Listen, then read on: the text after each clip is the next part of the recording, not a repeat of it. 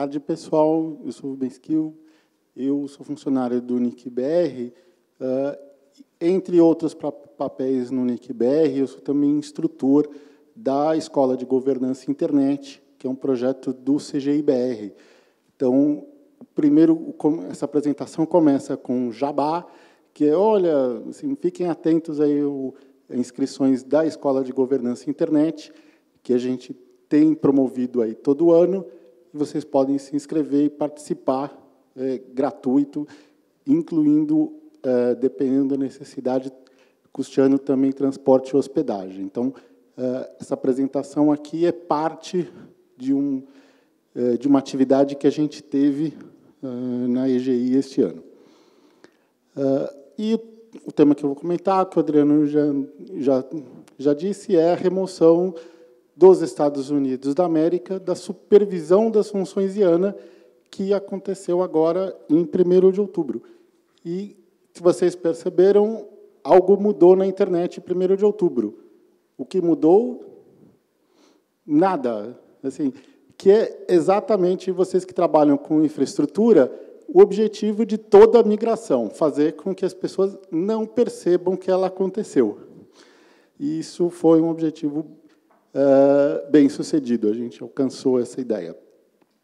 Aqui tem um quadro, não sei até que ponto a gente consegue ver aqui, quem tem os slides aí no notebook pode olhar melhor, um timeline das funções que são desempenhadas tanto pela IANA, quanto que desde o começo aí da internet, ainda como rede, primeiro de um projeto financiado pelo Departamento de Defesa americano, e depois como um projeto de pesquisa, um projeto acadêmico, tem aí um timeline das diversas funções envolvidas aí nesse processo.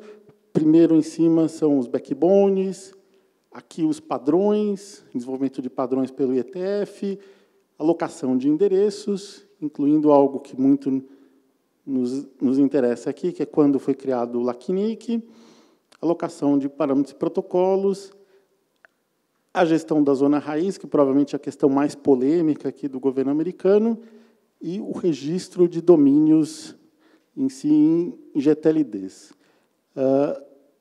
Essas funções que começaram aqui desempenhadas aí pelo John Postel, e para quem nunca viu uma foto do Postel, é só olhar uma foto do Demi Gettico, que é basicamente a mesma coisa,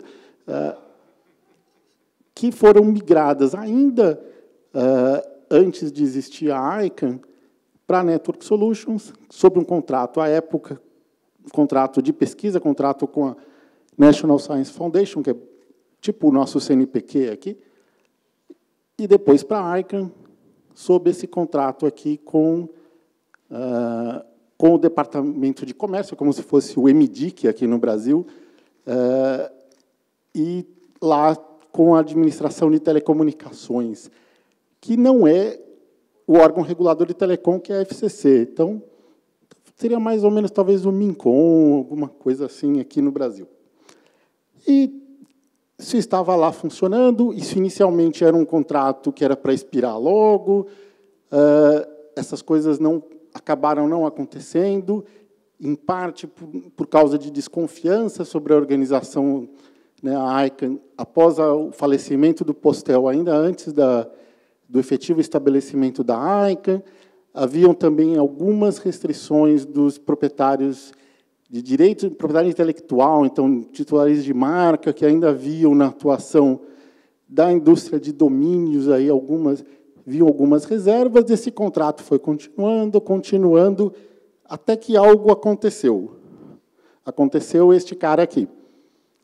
Quando aconteceu isso, tivemos aí escândalos mundiais de, nossa, como o governo americano fica espionando as pessoas, os cidadãos, os dignatários, os oficiais de outros países, etc., etc., gerou toda uma comoção que gerou um evento que aconteceu aqui em São Paulo, a NET Mundial, que era justamente um evento para discutir aí essa presença do governo americano nessas ações. Um detalhe curioso é que essas ações elas são sobre recursos fundamentalmente públicos.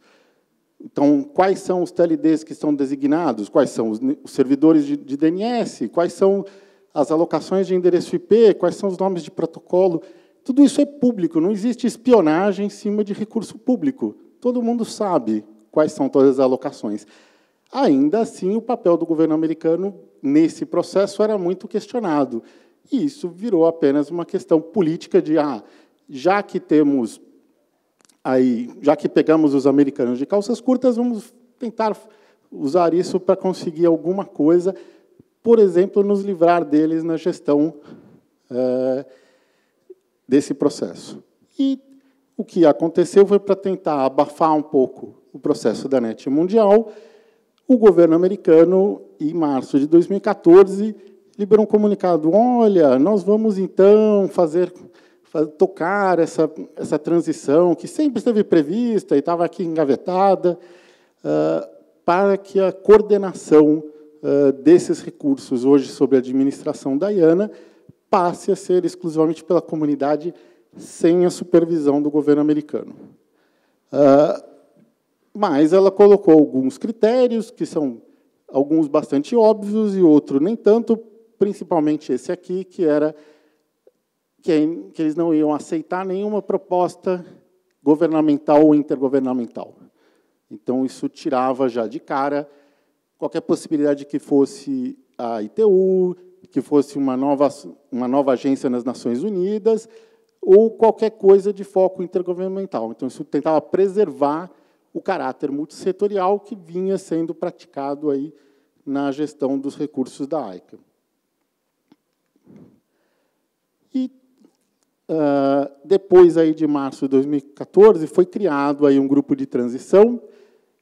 Esse grupo de transição inicialmente trabalhou só com os procedimentos em si de administração de recursos, mas em algum momento ficou claro que precisava se levar também, fazer algo para modificar um pouco a estrutura da própria ICANN. E o motivo é que, antes, esse contrato com o governo americano, apesar dele ser basicamente protocolar, ele tinha uma função parecida com a de armas nucleares. Ele era uma faca na cabeça apontada para a ICANN e dizer: se você não se comportar bem, nós vamos revogar o seu contrato, fazer um bid de um novo contrato e gerar uma possível fragmentação na internet, que é quem segue o novo fornecedor contratado pelo governo americano e quem segue a ICANN. Esse poder de ameaça era um poder que ia ser perdido quando o governo americano saísse dessa função.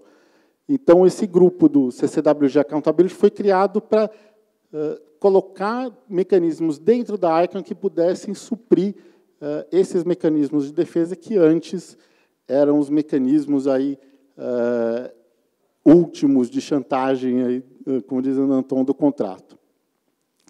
Então, o que acabou se propondo foi, em substituição ao que era o modelo atual de gestão de zona raiz, que era ter aqui a ICANN e aqui o Departamento de Comércio americano aprovando cada alteração na zona raiz, inclusive criamos um novo TLD, mudamos um servidor DNS, tinha uma funcionária no governo americano que ficava lá dando clique, aprovando essas coisas. Ao invés de ter isso, ter uma separação do que eram as funções IANA de dentro da ICANN, e isso foi chamado, durante o projeto, de Post-Transition IANA. Aí o pessoal gostou tanto da sigla PTI que precisaram achar alguma sigla para manter o projeto hoje. Hoje se chama Public Technical Identifiers, né? Mas era Post-Transition IANA e alguém achou um nome que cabia na sigla para continuar usando a sigla. E foram criados também 2 comitês, um está mostrado aqui na figura, que é o CSC, que é um comitê de clientes, é algo parecido com o que a gente tem, inclusive, em algumas operadoras de telecomunicações, alguns planos de saúde aqui no Brasil. É um conjunto dos clientes que diz assim: estamos percebendo bem ou mal a qualidade, pode ser um recurso para essa qualidade. E tem um outro comitê não mostrado na figura, que é o comitê de evolução da zona raiz, que ele vai estudando que possibilidades a gente tem para futuras alterações da zona raiz, não só rollovers da KSK, como o Fred mostrou ontem, mas possíveis mudanças de arquitetura ou capacidades aí da zona raiz. Então, a gente tem hoje esses 2 novos comitês substituindo esse papel de supervisão do contrato que tinha antes da ICANN.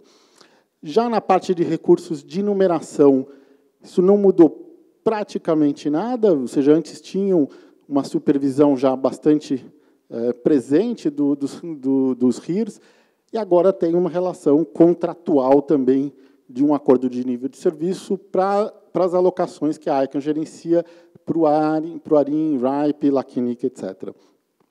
Já na parte de protocolos também não mudou muita coisa, já existiam aí memorandos de entendimento entre a ICANN e o IETF, supervisionados pelo Internet Architecture Board, eles continuam existindo, só não tem mais o governo americano, que vocês veem aqui, e aqui ele não existe mais. Essas foram as 3 propostas das 3 comunidades que foram gerenciadas, e elas foram todas juntadas numa única proposta, que era compatível aí com as demandas de cada uma das comunidades, e não era incompatível com essas demandas. Então, ela separou no PTI todas as funções, não apenas as funções de gerenciamento da zona raiz DNS, mas tem também as funções de numeração e protocolos, que agora tem uma empresa à parte, uma subsidiária da ICANN. Paulatinamente, os funcionários que hoje são funcionários da ICANN e são terceirizados para a PTI vão ser incorporados pela PTI, então eles agora só contratam novos funcionários na própria PTI, e em alguns anos os funcionários atualmente da ICANN vão ter que ou sair da PTI ou ser contratados pela PTI. Das ideias de ter a PTI separada é exatamente que, se a ICANN não se mostrar uma boa gestora desse processo, que seja mais fácil de separá-lo com um novo gestor. Por exemplo, ele poderia contratar toda a estrutura da PTI e manter, basicamente, tudo funcionando, e poderíamos ter, eventualmente, alguma outra transição, como já aconteceu, uma transição onde ninguém percebeu o que aconteceu, o que era exatamente o objetivo.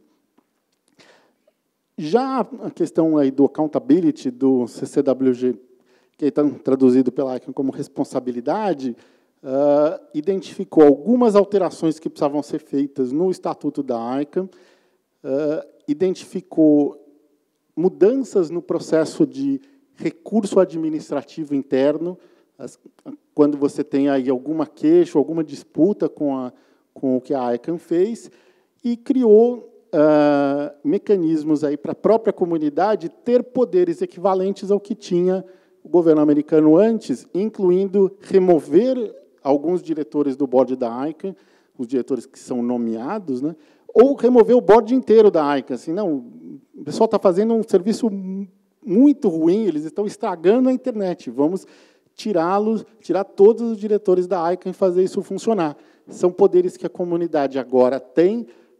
Para serem exercidos, existem regras estritas aí para que esse processo não seja usado indevidamente, mas foi pensado para que isso seja possível, e, sendo possível, isso já é um estímulo ao bom comportamento, que era um mecanismo que já existia antes. Então, isso substitui a possibilidade que existia antes de simplesmente romper o contrato.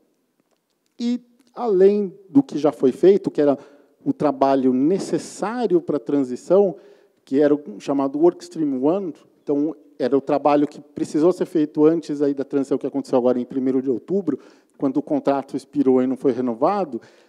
Existem ainda discussões na ICANN acontecendo, que são do Workstream 2, para aumentar a transparência, ter também questões de accountability ligados ao staff da ICANN, discutir parcialmente jurisdição. Aqui a gente tem um dos temas mais controversos do Workstream 2, porque durante o Workstream 1 foi definido que a jurisdição da ICANN ia continuar sendo a Califórnia. E todos os bylaws e todos os mandamentos da ICANN foram baseados nisso. Em tese, isso não era para ser reaberto agora no Workstream 2, porém, tem gente tentando isso, inclusive algumas pessoas aqui do Brasil. Assim, o que provavelmente seja uma discussão bizantina e só vai gerar mais gastos com advogados americanos que os registrantes de domínio vão acabar tendo que financiar. Uma questão que eu gostaria de destacar nesse processo todo foi a participação do SSAC, que é o órgão dentro da ICANN, o conselho que junta as pessoas mais interessadas em segurança dentro disso, porque não são justamente dentro da área de tecnologia, a área de segurança da informação é a que tem a maior tangência com a administração e o maior hábito de lidar com controles de processos, controles de autorizações, de quem autoriza não aprova, coisas assim, são coisas que são da prática do dia a dia de segurança da informação e que tem muito mais a ver com governança de instituições como essa, de governança corporativa, do que outras áreas de tecnologia. E a presença aí do líder da SSAC, o Patrick Fallstrom, nesse processo, na minha visão pessoal, foi decisiva para que ele encaminhasse assim, para um bom resultado como o que a gente teve. Então, assim, tudo mudou e nada mudou, mas isso, por exemplo, já permitiu uma maior confiança aí quando houve o processo do rollover da KSK, que o Fred descreveu, que esse processo não estava sendo gerenciado pelo governo americano, que as chaves do NSEC da raiz não tem uma cópia espelho na NSA, para que se possa aí, gerar autenticações forjadas de TLD e coisas assim.